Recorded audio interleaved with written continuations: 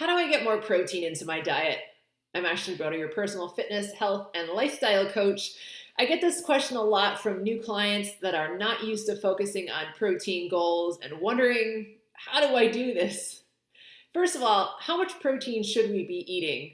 So you'll find a lot of different answers to this if you look it up online. A lot of times you'll find 1 gram per pound of body weight. Now, that doesn't mean if you weigh 300 pounds and you're 150 pounds overweight that you should be eating 300 grams of protein. That's probably too much and maybe an unrealistic goal. In that case, you might want to look at pounds of lean body weight. So if you take, for example, maybe your goal weight is 150 pounds, then you aim for 150 grams of protein. That still might seem like a lot if you're new to this. And so if I have people that are new to focusing on eating protein, exercise, then I have them focus on 100 grams. Let's start there. So how do we get at least 100 grams of protein in? Well, of course we know that protein comes from various meat sources, mainly poultry, beef, pork, things like that.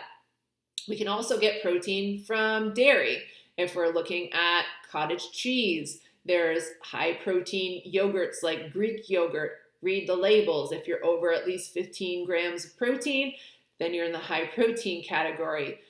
Various cheese, though, I caution you with cheese because people tend to get out of control with cheese. Cheese adds up very quickly in terms of calories, so I wouldn't count that as a main protein source. You can also get it from powders or bars. So I would caution you to make sure that your powder is primarily protein. So take a look at the label. Generally, the guidelines that I give to people are at least 20 grams of protein, under about 5 to 10 grams of carbs, very low sugar, maybe less than 5 grams of sugar, and fairly low in fat. That way you're focusing on just the protein in the powder. Unless you're using it as a total meal replacement, then you would want to be looking at having more carbs and more fat in there, but as always, keep the sugar very low. You can also do protein bars. However, I would caution you 2 things about protein bars. First of all, read the label. If it's full of all kinds of ingredients that you don't know what they are and you can't pronounce them, that's probably no better than a candy bar for you. But if it has minimal ingredients and a lot of good quality protein, then go for it. I would also caution you to make sure you're not substituting a sugar craving for a protein bar because some of them have a lot of sugar in them and you're just perpetuating a bad habit with a different habit. So I generally don't like for my clients to focus too much on supplementation. The protein powder can help a lot if you really feel like you're maxing out on your meat tolerance. Definitely get a protein shake in there and that can help support your protein goals.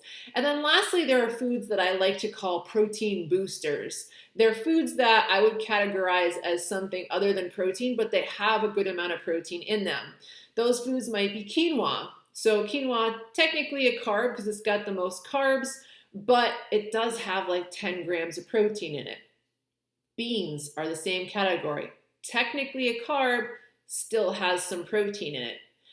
Peanut butter, be very cautious. Peanut butter is not a protein source. Nuts are not protein sources. They are fat sources, and they do have protein. So again, if you're looking for a boost, you might add a scoop of peanut butter to a protein shake. But if you try to get your protein calories from peanut butter, your calorie total is going to add up very quickly with very minimal food. So I would use those as boosters and not main sources of protein. So make sure you get that protein in to build your muscles big and strong, change your body composition. I hope that was helpful. Have a great day.